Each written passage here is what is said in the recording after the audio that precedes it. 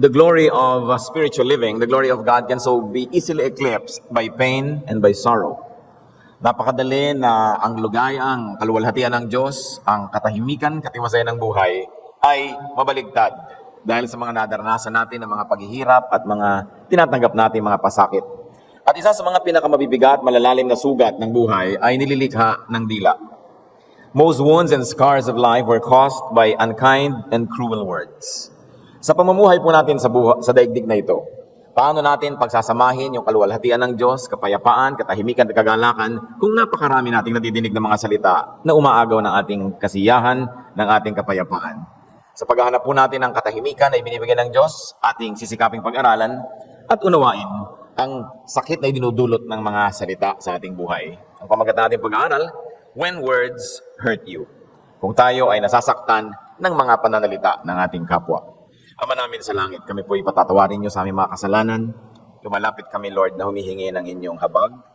Punuan niyo po ang mga kakulangan namin. Palakasin niyo po kami. Inaamin namin ang aming mga pagkakamali, hinihingi ng tawad sa inyo, at nawalinisin niyo kami ayon sa inyong habag, ayon sa inyong mga pangako. Maging ganap nawa ang pagkilos niyo sa amin at magkaroon kami ng buhay na payapa, tahimik, kapakipakinabang, at masaya sa kabila ng napakaraming mga umaagaw nito sa amin. Mangusap kayo, Panginoon. We ask you, Father, to be the speaker. Walk in our midst, minister to us, teach us. In the name of Jesus Christ, our Lord, we pray. When words hurt you, what should you do? What can we do to understand the whole dynamics of being hurt by words? Of course, we begin with the fact that words can hurt people. Talaga ang mga salita nakakasakit. Nakakapagtaka mga letra, mga tunog, pero napakalaki ng sakit na inaidudulot sa ating puso. Maging ang mga tao sa Biblia, maging yung mga tinatawag natin mga makadiyos, mga apostles, ay nakakasakit din ng damdamin. Si Paul sa kanyang mga sulat ay inaamin niya na nakasakit din siya ng damdamin ng mga bumasa nito. 1 Corinthians 7:8, I caused you sorrow by my letter. I see that my letter hurt you. At kung meron na nga siguro isa talagang matalim magsalita sa Biblia, isa dyan si Paul. At sabi niya, at nauunawa ko na kayo nasaktan ng aking mga pangungusap. Why can words hurt? Bakit nga ba nakakasakit ang salita? Words can hurt because of their content. Yung laman, yung kahulugan ng mga salita, yun lang mismo ay maaari nang sumugat sa damdamin. Words can hurt at their face value, and very especially when you go deep into their meaning. May kahulugan ng bawat salita, sapagkat bawat salita ay sagisag lang ng isang ideya, ng isang kaisipan. Hindi naman talaga kung ano lang yung letra at tunog. Meron yun na kinakatawan na ideya. At pag nasabi natin yung salitang yon, yung buong ideya na kinakatawan nito ay nauunawa at nakakasakit. Kung ito ay nakakasakit nga. Words can hurt because of their intent. So first, because of their content, yung laman, and then because of their intent, the purpose for saying such words. May mga salita na masakit sana, pero magandang intensyon, kaya hindi masyadong masakit o hindi nakakasakit. Pero may mga salita na alam mo, na ang layunin nung nagsalita ay para manakit at nagtatagumpay yun. The intention can be to hurt, to damage, to destroy, even to kill. Maraming namatay, napatay at pumatay dahil sa narinig na salita. Hindi nakayanan at sinunod yung bugso ng damdamin. Ang sinasabi ni James tungkol sa dila ng tao, James 3:5, likewise, the tongue is a small part of the body, but it makes great boasts. Consider what a great forest is set on fire by a small spark. Ang malalaki daw sunog ay nilikha ng isang kiskis ng posporo o isang kislap ng apoy, pero ito ay malaki ang nagagawa at nasisira. At ito daw ang nagagawa ng dila. Proverbs 18:21, the tongue has the power of life and death, and those who love it will eat its fruit. Nakakamatay, nakakapagbigay din ng buhay ang dila kung ano ang pipiliin itong gawin. Words can hurt because of their source. Isa pang dahilan yan kung ba't makapangyarihan ang salita at kaya tayong saktan, depende kung saan ang galing, sinong nagsalita, sinong pinagmulan ng salitang ito. The speaker can be a very great factor in the power of the word. If the speaker is esteemed or respected, valued and loved, the words will register deeply. The words will carry greater weight. Kung mahalaga yung tao, may kapangyarihan o pinapahalagahan, minamahal, mas kayang manakit. Kaya tayo naman ay mas nag-iingat na magbitaw ng salita sa mga taong nagpapahalaga sa atin, naniniwala sa atin at nagmamahal dahil kayang-kaya nating ugain ang kanilang kapayapaan, gibain ang kanilang binubuo sa pamamagitan lang ng salita dahil nga pinapahalagahan tayo.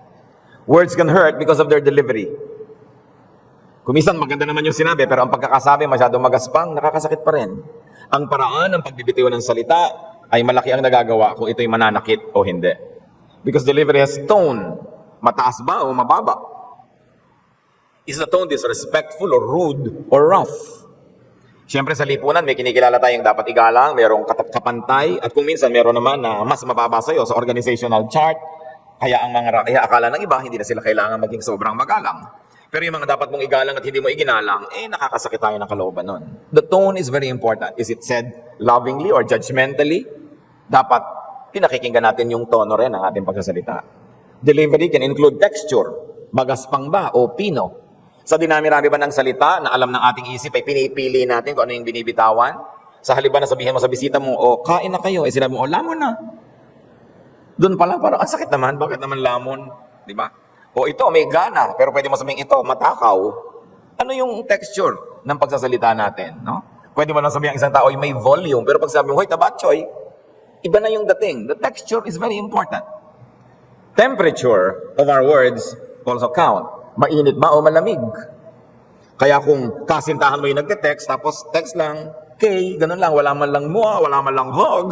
Parang ang lamig naman ito, nakakatamad namang tanggapin ito, nagtampo ka na.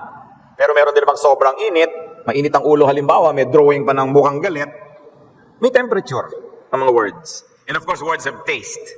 Matamis ba? Mapait? Mapakla? Maasim? Masarap ba nakainin ang salita na nadidinig natin o hindi? And words of color. Is it bright? Is it pale?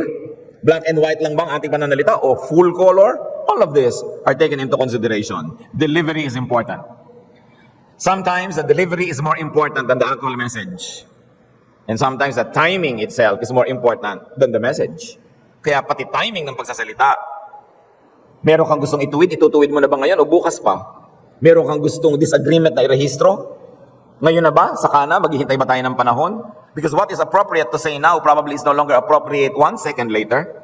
And what was appropriate to say yesterday no longer is. So if you insisted on talking about something that whose timing had passed, wala na yung timing mo, hindi na maganda, baka pumangit na yung dating. May tono ang bawat pagsasalita. Si Paul na naman, halimbawa, yung tono ng pagsasalita niya nung siya ay napaaway sa mga religious leaders, Acts 23, 3-4. Then Paul said to him, God will strike you, you whitewashed wall. You sit there to judge me according to the law, yet you yourself violate the law by commanding that I be struck. Those who were standing near Paul said, you dare to insult God's high priest? So inaasahan ng mga tao, Paul would have been more respectful of the high priest, but he said all of these very, very harsh words to him. So napasuot siya sa mga hirap na sitwasyon at maraming nagalit sa kanya. Delivery is very, very important. Words can hurt because of their spirit. Ano bang espiritu ang daladala, pinanggalingan at nakatira sa salita na ginagamit natin? Is it the spirit of lack of consideration, lack of goodwill? Is it the spirit of hatred, the spirit of lack of love and tenderness? Everybody wants to be loved. Everybody wants just a little bit more kindness. Kaya madalas nagdaramdam ang kausap natin kasi unkind tayo, hindi tayo loving. Kaya maton pa yan o hindi, kaya kolehiyala o tindera, kaya mayaman o mahirap, bata o matanda, lahat ng tao wala namang hinahangad kundi dagdagan pa ang pag-ibig na natatanggap nila. Dagdagan pa yung paggalang sa kanila, yung pagpapahalaga. At sa pagbibitaw natin ng salita, sa pagpili ng mga words, sa paraan ng pagsasabi nito, either dinadagdagan natin yung pag-ibig sa kanila o binabawasan, o binibigyan natin sila ng pagkamuhi, bagay na dapat nilang ikagalit. Si Paul ulit, Galatians 2:11, nung si Peter naman ang kanyang hindi nakasundo, when Peter came to Antioch, I opposed him to his face because he was clearly in the wrong.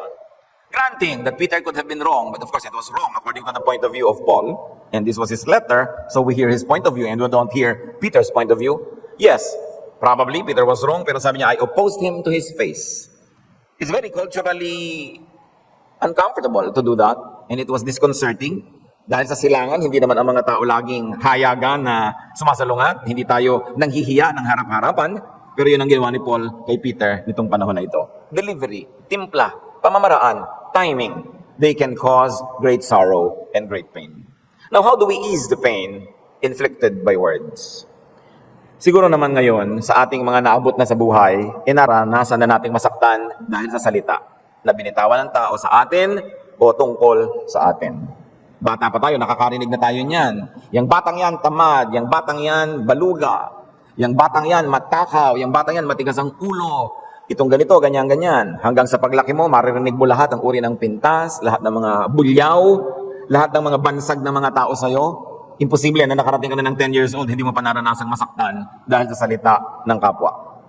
Kadalasan nga, sinasabi po ng mga psychologists and even psychiatrists, yung mga taong malulupit, yung mga tao na masusungit, yung mga tao na tumanda na lang ay laging galit sa mundo, kadalasan sa dami ng natanggap nilang mga hindi magagandang salita nung sila'y bata pa, hindi nila naproseso, hindi nalampasan, baon-baon nila sa buong buhay, at ang kanilang misyon, paghigantihan ang lahat ng makasalubong.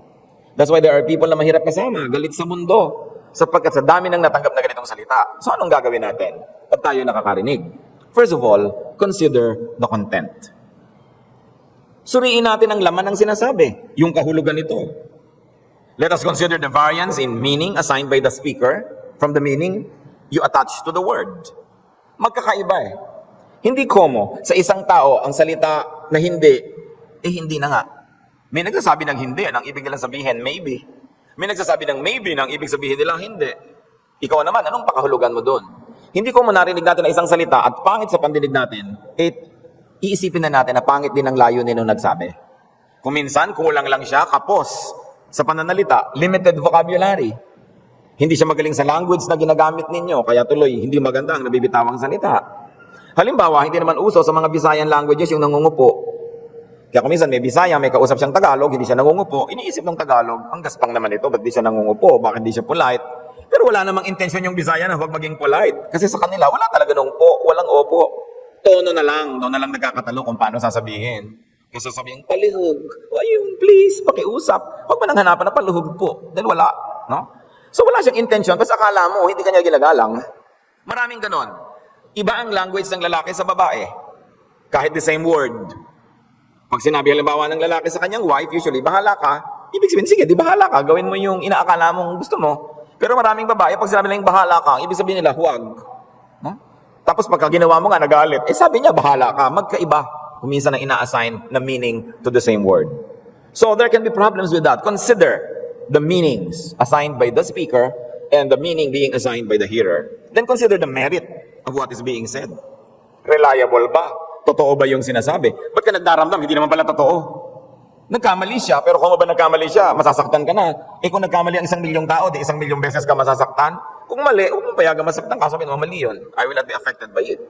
Ngayon, kung tama ang sinabi, masakit nga, pero nag-benefit ka naman dahil nalaman mo yung tama. May sakit man, meron namang benefit na kasama. So, sinusuri mo yan. And how reliable is the speaker? How important to you is the speaker? Lahat yan iniisip mo. Look at the character of the speaker. Look at the personal traits and qualifications to speak. Pag sinabi ng taong, ikaw, hindi ka maganda magdamit. So, masino ka naman para sabihin mo kung alin ang maganda at hindi? Sanay ka ba sa aesthetics? Meron ka bang sense? And meron ka bang accomplishment in fashion para sabihin mo, hindi ako maganda magdamit? Hindi ko manapintasan ka ng kapwa, magdaramdam ka na. Itatanong mo, qualified ba naman siyang mamintas? Sabihin mo, well, he's entitled to his opinion. Napangitan siya sa akin, that's his loss. Di ba? Nalugi siya, hindi siya nagandahan sa akin, pasensya siya. Hindi ka lang kailangan laging masaktan kung yung mga tao may sinasabi sa'yo. And going back to the concept of vocabulary, maging noong panahon ng Panginoong Jesus, may malaking mga gulo dahil sa vocabulary. Tulad ng Panginoong Jesus, seldom did He use the word dead when He meant patay. He usually said sleeping. Siguro, sa isip ng Panginoon, sleeping lang yan dahil magigising ka sa kabilang buhay, tuloy uli ang buhay mo. Because the word dead sounded so final. John 11:11-14, after He had said this, He went to tell them, our friend Lazarus has fallen asleep, but I am going there to wake him up. His disciples replied, Lord, if he sleeps, he will get better. Jesus had been speaking of his death, but his disciples thought He meant natural sleep. So then He told them plainly, Lazarus is dead. Namatay si Lazarus, sabi ng Panginoon, natutulog. Pupuntahan ako at gigisingin ko. Bakit niyo po gigisingin? Natutulog, may sakit. Hayaan niyo matulog dahil pag natutulog, gagaling, lalakas ang katawan. So sabi ni Lord, patay. Yun ang ibig ko sabihin, patay na. Kala niyo naman tulog. You see, the meaning assigned by the speaker and the meaning interpreted by the hearer can be different. Kaya huwag ka agad masaktan. Sabihin mo, baka naman iba ibig niya sabihin, ba't naman dadamdamin ko agad? Ano ba talaga ang kahulugan? How else do we deal with this? Consider not only the content, but also the intent.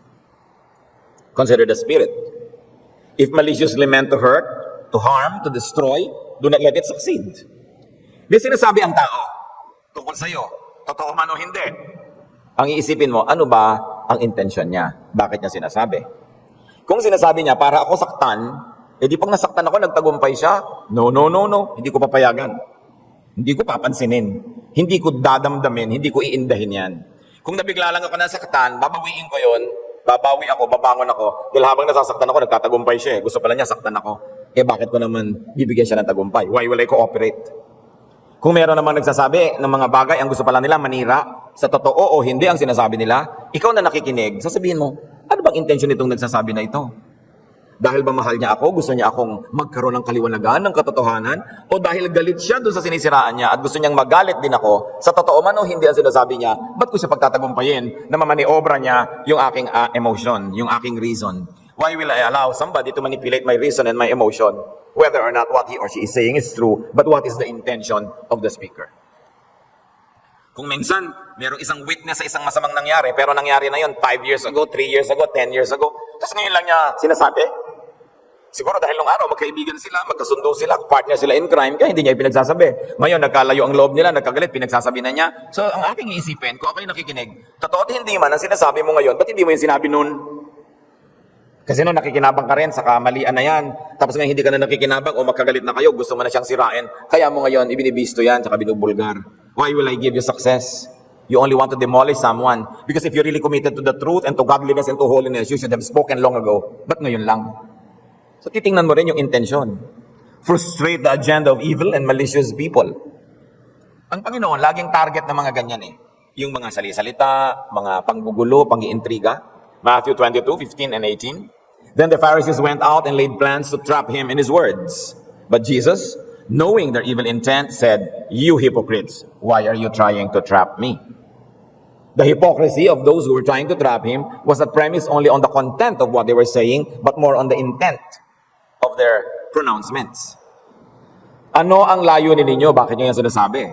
Bakit ninyo ako pinagwiwikaan ng masasama? Naiinggit kasi kayo sa loob-loob lang ng Panginoon. Sapagkat wala nang nakikinig sa inyo at sa akin na nakikinig yung mga tao, so sisiraan nyo ako ngayon. Hindi naman talaga interesado yung mga critics ng Panginoon, yung mga religious leaders, na akayin sa katotohanan ng mga tao, kaya sinisiraan nila si Jesus.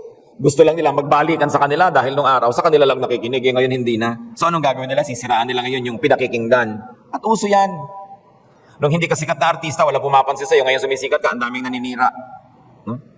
Pagka isa kang kumpanya na hindi naman mayaman, walang pumapansin sa'yo, ngayong lumalaki ka na, ang daming maninira. Nangyayari rin yan kahit sa mga churches, isa kang maliit na church sa ilalim ng puno, wala naman pumapansin sa'yo, pero subukan mo mag-grow, ang dami-daming maninira sa'yo. So anong intention lang nila? Naiinggit kasi. People try to get even by cutting others down without even raising themselves up, they will feel tall. So hindi yan pinagbibigyan at hindi binibigyan ng tagumpay. When words hurt, reconsider the source. Nasaktan ka, may sinabi si Kumare. Si Kumare naman talagang nung araw pa, inggit na yan sa'yo. So bakit mo naman siseryosin yan? Talaga namang wala siyang gagawing mabuti sa'yo dahil naiinggit siya. Kasi yung mga inggit na tao talagang lilika at lilika ng lahat ng uri ng gulo dahil wala silang magawa para pataasin ang kanilang kalagayan.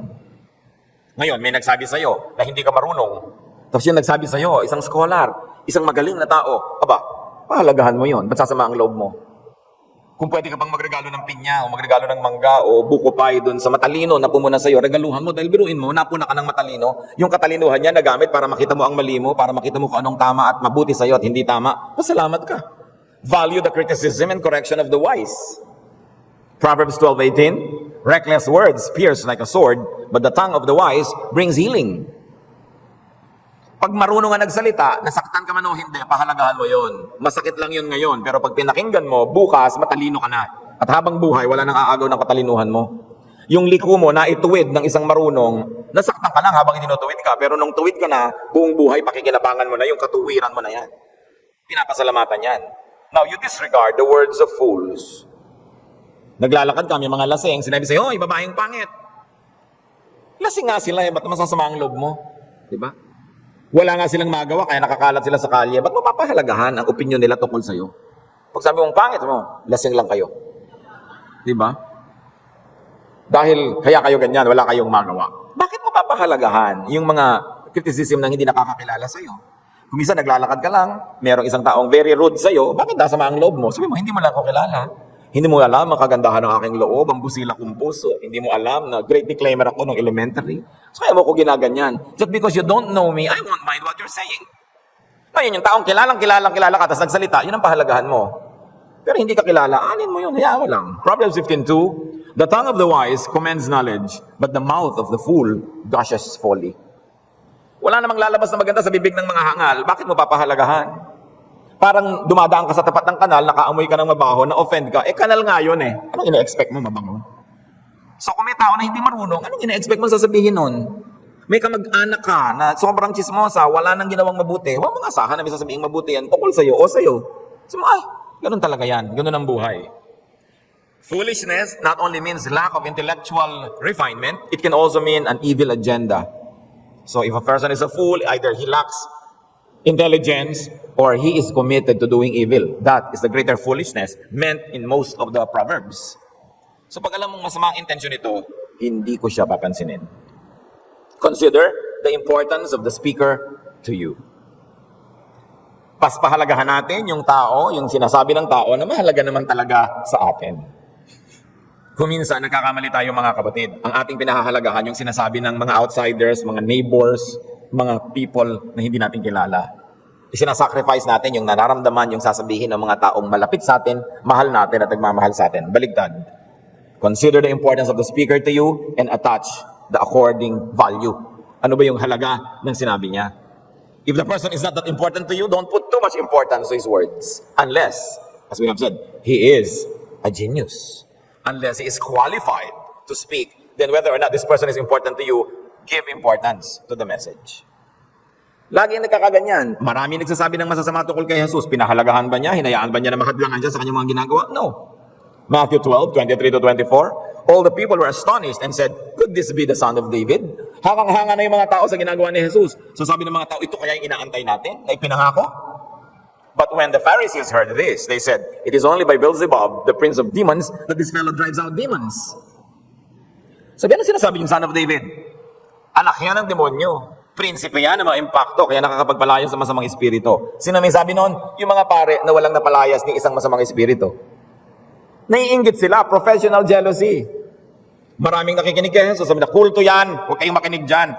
Demonyo pa nga yan eh, prinsipe yan ng mga demonyo. Sino nagsasabi? Yung mga kakompetensya. Ba't kayo makikinig? Diba?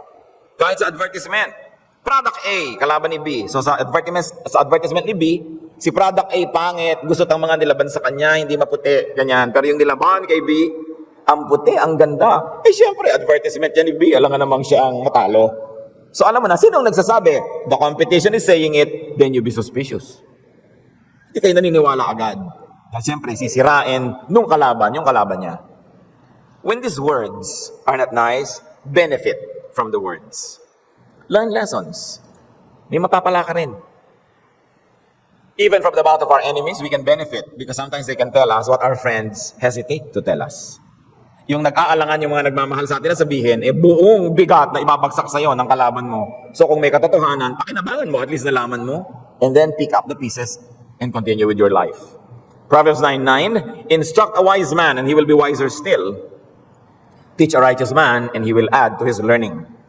So ang marunong, ang matuwid, ang makadiyos na tao, laging nag-i-improve ang kanyang karakter sa bawat nadirinig. Hindi siya lumulugmok na lang sa self-pity. Hindi na lang siya laging naaawa sa sarili. Pinapakinabangan niya yung nadinig niya, natututo siya, at pagkatapos noon, siya yung nagwagi. Hindi yung nagsalita, kundi yung nakarinig. Dapat yung may naririnig tayo, ang ending winner tayo. Hindi loser. Dahil may napansin ka, may nalaman ka na i-correct ka. At kung puro mali lahat ang sinabi, may matututunan ka pa rin. Na huwag kang tiwala ng tiwala kahit kanino, huwag ka basta nakikinig dahil ang daming ang maling nasabi. We learn. The learner benefits. And the benefit should ease the pain and bring about relief and even pleasure. Pag binabato ka ng mga tao, ang daming ibinabato sa'yo, pwede ka namang magdrama at patama ka ng patama, masaktan ka ng masaktan, salubungin mo bawat bato, itama mo yung ulo mo para talagang sapol, pwede mong gawin yun eh. Pero pwede mong ipunin yung mga bato na ibinato nila sa'yo, gumawa ka ng pader, gumawa ka ng monumento, gumawa ka ng bahay. Papakinabangan mo, anong gagawin sa mga binabato sa'yo? It depends on your attitude. The criticisms you hear can make you a better person or they can make you a bitter person. You decide what will happen to you. Napagpapasyahan pa rin natin. Hindi natin napipili ang bato na ipupukol sa atin ng mundo. Pero napipili natin yung attitude natin kung paano natin tatanggapin yon. That is a power that you have that nobody can take away from you. The power to decide how you will behave, how you will let your life be affected by such things. Even the fiercest winds are the friends of the ablest sailors. Kung hindi ka magaling na magpaandar ng bangka, ng vinta, ng barko, yung mga malalakas na hangin, kalaban mo yan, pwede kang matalo. Pwedeng mahuhusay na mga kapitan, na mga manlalakbay, dagat, anuman ang takbo ng hangin, na mamanipulate nila para silang makinabang. Nasa sayo yan. What you will do with what people say about you. Proverbs 25:12, like an earring of gold or an ornament of fine gold is a wise man's rebuke to a listening ear. So pag nagsasalita, matanda na may karunungan at may pinagkatandaan, masakit man ang sinasabi, paulit-ulit man, learn. Then you benefit. Ang nagsasabi, professional, learn. Ang nagsasabi, maalam, scholar, nag-research, learn. Whether or not, the tone, the delivery, the color is pleasant.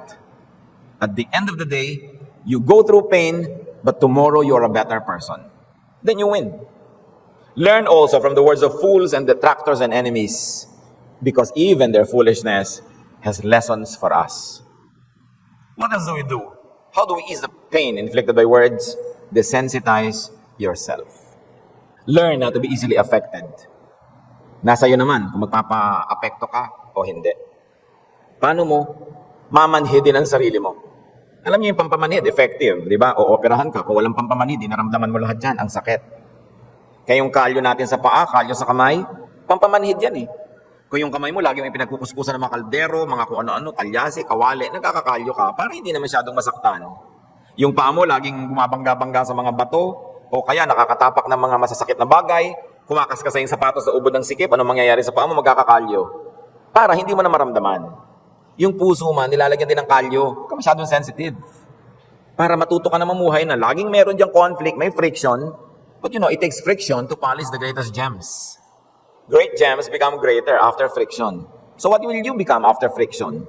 Will you become a gem or will you become a crying, self-pitying, wallowing loser? It's your choice. Kaya yung mga paa na ang daming kalyo tapos ipapasputs pa mo, tatanggal-tanggalin mo yung kalyo, mamaya may natapakan ka lang na kung ano, nasaktan ka na, kasi tinanggal mo yung kalyo eh. May mga kalyo na kailangan sa buhay. Hindi tayo kailangan laging sensitive. Learn from a children's rhyme that says, stick and stones can break my bones, but words can never hurt me. Don't bring this too far because we must listen to words. But the point is, sabi nung kasabihan na ito, kung pamalo talaga yan, hinampas sa akin, masasaktan ako. Bato talagang literal na bato, ibinato sa akin, masasaktan ako. Pero salita lang, no, hindi ako magpapasakit dyan. Hindi naman talaga nakakasakit yan kung hindi ko papayagan. So pag nasaktan ka, pinayagan mo kasi. Stick and stones can break my bones, but words can never hurt me. Huwag niyo naman gawing policy ito dahil ang tigas ng ulo mo, hindi ka na nakikinig sa lesson. Hindi. Gagamitin niyo lang to sa mga taong alam niyo kaya lang nagsasalita para kayo saktan, para kayo padapain, para kayo ibagsak, para kayo paiyakin. So, hindi mo ako mapapaiyak. Salita lang yan eh. Hindi ako papayag na masaktan ako. Isaiah 51:7, hear me, you who know what is right. You people who have my law in your hearts, do not fear the reproach of men. Huwag ka daw matakot sa pinagsasasabi ng tao. Kung minsan dapat tayong tumingin sa mga survivors, kung sa palagay nyo, kayo lagi nalang biktima ng masasakit na salita, ng chismis, ng mga intriga, tumingin kayo sa paligid, sa mga taong talagang dumaan, ang kutakot-takot na intriga, chismis, pasakit, totoo man o hindi, buhay pa sila. So meron tayong lesson naman natutunan mula sa kanila. Paano mabuhay? Paano mag-survive sa kabila ng hostility ng ating environment? Kahit na sama ng ating kapaligiran, napaka-unfriendly, hindi nyo iba, buhay pa rin. Bakit kayo mamamatay? At sa lagay, kayo ang mamamatay, tapos yung critic nyo ang buhay. Huwag kayo papayag ng ganun. You have a right to be here. Sabi nga ng kanta, even the trees and the stars have a right to be here, lalo ka na. So huwag ka masyadong matakot sa sasabihin ng tao. Ang mahalaga, ang sinasabi ng Diyos tungkol sa iyo. Ang mahalaga, pag nanalamin ka, ang sinasabi ng kaluluwa mo sa sarili mo. Napakahalaga nun. Bagamat dapat din naman natin pahalagahan up to a point yung opinion ng mga tao tungkol sa atin. Pero kung wala naman silang ginagawang opinion, kundi puro na lang tayo magkaroon ng pagdurusa, nasasaktan tayo, damarating ang panahon dapat na manhid ka na. Kung lagi na lang may comment yung biyanan mo tungkol sa'yo, lagi ka nagdaramdam, anong gagawin mo? Papatayin mo ang biyanan mo o papatayin mo yung damdamin na yon? Dali na, mas madali. Patayin mo na lang yung damdamin mo na sensitive. Hindi mo naman kayang palitan yan, nandyan talaga. Ayaw mo naman maging kriminal, di ba? So anong gagawin mo? Hindi ko na lang papansinin. Hindi ko na lang gagawing masyadong seryoso. Pakikinggan ko, baka may point siya. Kung may point siya, di ba pag-uwi ko yung buhay ko para gumanda? Pero kung talagang dahil lang ganyan siya, ang hirap niya talagang pakasamahan, unreasonable siya, ba't ko naman siya poproblemahin? So I will minimize my association probably, or I will just minimize the way I'm being affected. Madalas, tayo ay nadadala, nasasaktan sa sinasabi ng iba dahil meron tayong mababang pagtingin sa ating sarili. Kaya kailangan, we must strengthen and improve our self-image. It is crucial. Dalawa lang ang laging masasaktan. Yung sobrang taas ng pagtingin sa sarili. Kaya pag hindi ganun kataas, ang opinion ng iba, masasaktan siya. At yun namang sobrang baba ang pagtingin sa sarili, na hindi na totoo ang sinasabi sa kanya, pumapayag na rin siya at nasasaktan dahil gano'n naman talaga ang pagtingin niya sa kanyang sarili. Kaya dapat may balance. Matthew 6:30, if that is how God clothes the grass of the field, which is here today and tomorrow is thrown into the fire, will He not much more clothe you, O you of little faith? Anong tinutukoy ng Panginoong Hesus dito? Mga damo. Sabi niya, yung mga damo nga, isang araw lang mabuhay, ilang araw lang mabuhay, susunugin na yan, ilalagay sa oven, gagawin panggatong. Pero kahit ang iksi ng buhay nila, pag sila na mulaklak, tinitiyak ng Diyos, ang gaganda ng mga bulaklak nila, ang ayos-ayos ng mga kulay, attractive, mabango. Yung damo, nasasandali ang buhay, pinahahalagahan ng Diyos. Sabi, ikaw pa kaya tao, kaya huwag mong liitan ang pananalig mo, mahalaga ka sa Diyos. At kung pinapahalagahan ka ng Diyos, pinapahalagahan mo yung sarili, anumang panglalait ang gawin ng iyong kapwa, basta't alam mong hindi yun totoo, hindi ka dapat sobrang naapektuhan. Matthew 10:31, you are worth more than many sparrows. The Lord speaking.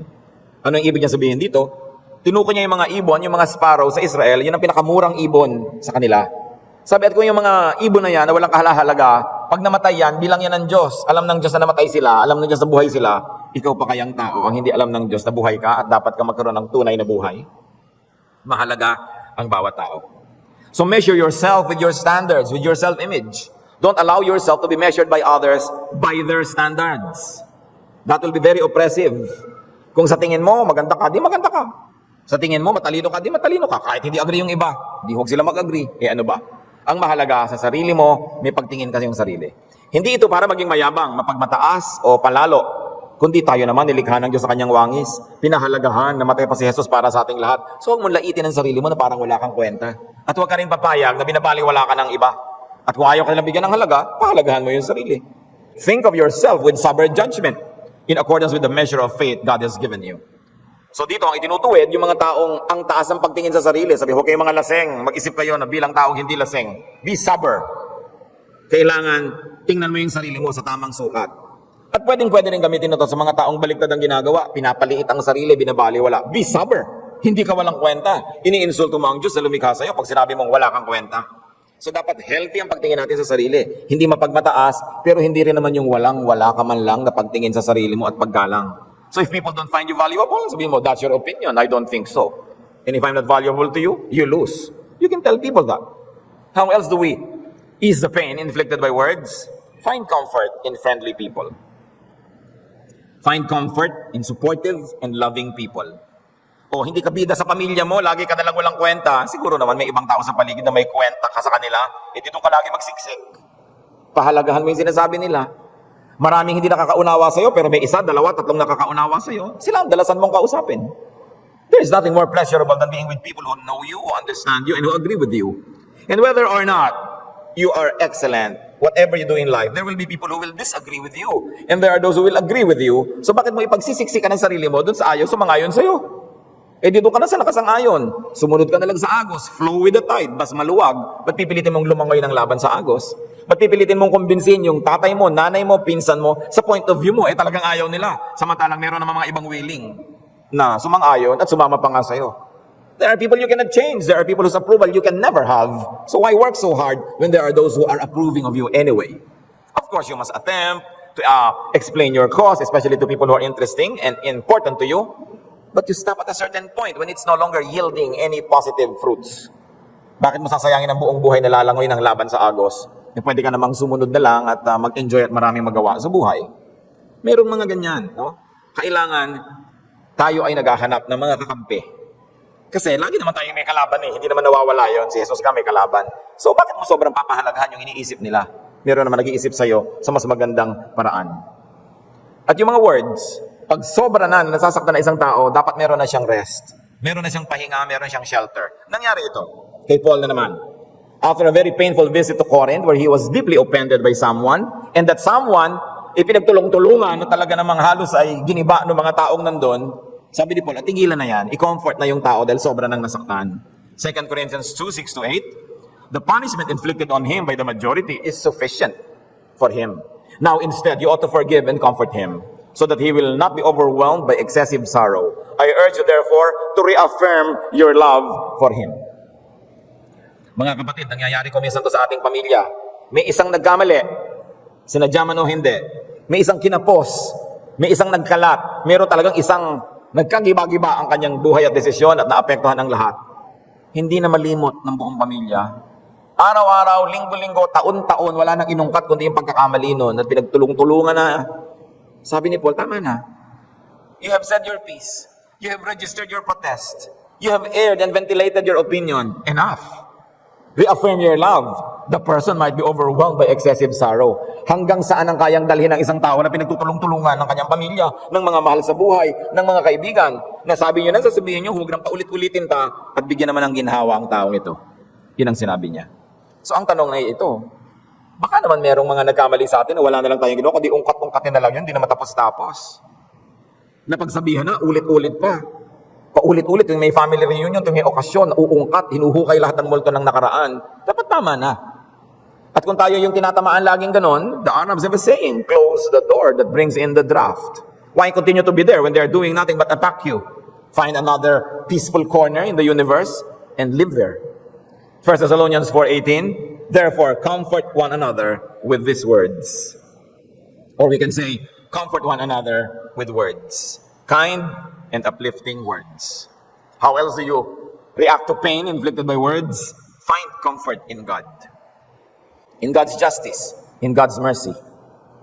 Psalm 121 verses 1 and 2. I lift up my eyes to the hills. Where does my help come from? My help comes from the Lord, the maker of heaven and earth. Kung wala ka makitang ginhawa sa piling ng mga tao, huwag mong kakalimutan na may Diyos. At lalo mong i-develop yung relasyon mo sa Diyos.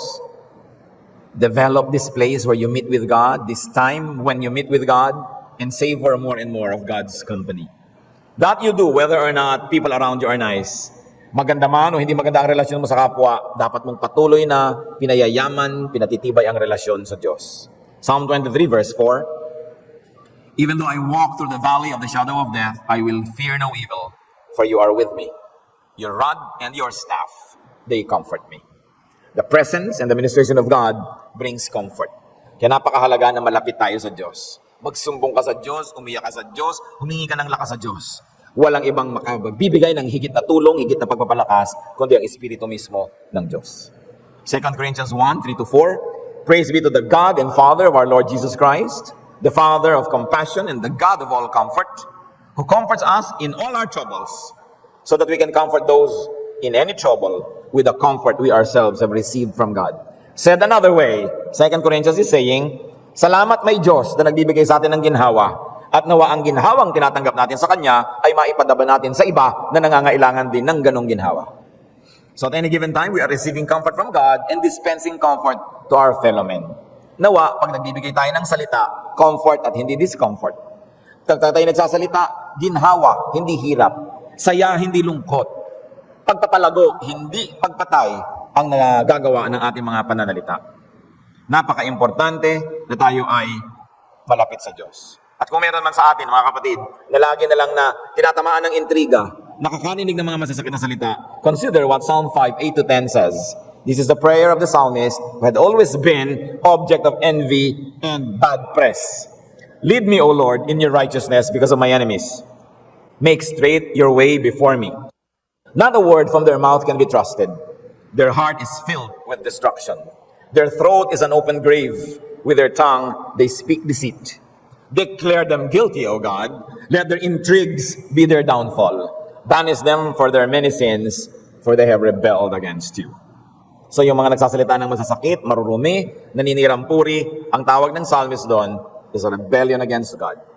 Rebellion against the truth of God, kung mali ang sinasabi, and rebellion against the love of God, kung tama pero unloving ang sinasabi. So tayong mga nagsasalita, watch your words. The Bible says that we will be held accountable for every careless word we say. Sa mga nakikinig, pag may nagsasalita laban sa ibang tao, kayo yung nakikinig, watch what you hear. Watch who you listen to. Hindi lang kayo nagbabantay kung anong nadirinig, labis nating sinusuri kung sino ang pinakikinggan. Tama man ang sinasabi nun, kung masama ang intensyon, hindi pa rin dapat pagtagumpayin. Kung ang gusto niya ay manira, kung ang gusto niya ay gumiba, kung ang gusto niya ay pumatay, kahit pa totoo, hindi dapat bigyan ng puwang. At kung kayo man yung object ng mga salita, kayong laging nasasaktan, fly above the storm. Ang mga aeroplano, pag may bagyo, tinataasan ng lipad para hindi sila makalog ng mga hangin. Taas-taasan ng lipad. Taasan ng utak, taasan ng isip. Huwag paabot ng paabot sa maraming madadaldal. Huwag masyadong maki-associate dahil talagang malalapit kayo sa gulo. Take shelter from the storm. And do not be too sensitive. Huwag nating akalain, naaarugain, kukup-kupin, mamahalin tayo ng mundo. Everybody is just simply too busy trying to survive. So don't expect people to be always nice and tender and caring and understanding. That's why you have to learn to take care of yourself. And once strengthened, you begin to take care of others too. Napakahalaga nun. Kaya kung meron nakakaunawa sa inyo, nagmamahal sa inyo, shelter nyo from the storm, precious yan. Gem. Napaka-importante. 1, 2, 3 people who understand you, who think together with you, who comfort you when you are being assaulted left and right by people, papahalagahan nyo yun. Mas mahalaga sa kayamanan. Yung nakakapagdala sa atin ng kapayapaan, katahimikan ng loob, at nag-a-affirm ng ating halaga. Learn, benefit from words that you hear, and then move on. Aming Ama sa Langit, kami na nagiging biktima ng mga pananalita ng kapwa, kami na nagiging kasama rin at kakampi ng mga nambibiktima. Tingnan mo ang aming puso, siyasatin mo po kami. Kami ba ang dapat magkontrol ng aming bibig? Ituro mo sa amin. Kami ba ang dapat magkontrol ng pinakikinggan at taong pinagbibigyan ng panahon para kami makinig? Gawin mo kaming mas matatalinong pumili kung kanino kami makikinig. At sa amin, Panginoon, ang mga tinatamaan ng masasakit na salita, tampulan ng marami mga intriga, chismis at gulo, ituro mo sa amin how to fly above the storm, how to learn from our mistakes, how to learn even from the criticisms of people, and then to go on with life and be what you want us to be. Sa mga narito, Panginoon, na naging biktima ng napakaraming masasakit na salita, turuan mo kaming magpatawad para makalaya kami. Turuan mo kami, Panginoon, na matuto mula sa mga yon. At ang buhay namin, Panginoon, iiwas namin sa mga mapaglikha ng gulo. Turuan mo kami kung anong dapat namin gawin, kung paano haharapin ang mga masasakit na mga salita na maaring sa aming sariling bibig nang gagaling o nadidinig namin sa iba. Sa ilang saglit, mga kapatid, patuloy tayong mapag-isa sa presensya ng Diyos. Pagbulay-bulayan natin ang mga bagay na ito. Do we need healing? Do we need forgiveness? Do we need wisdom? Ask God. Because when we allow ourselves to always be hurt by words, we will not be able to do the great things that God had prepared for us to do. We will never have peace. We will always be troubled. So matutunan natin kung paano makikitungo sa mga bagay na ito na whether we like it or not is part of life. Ama namin, turuan niyo po kami, mag-usap pa kayo. Let's be alone with God for a few moments of silence.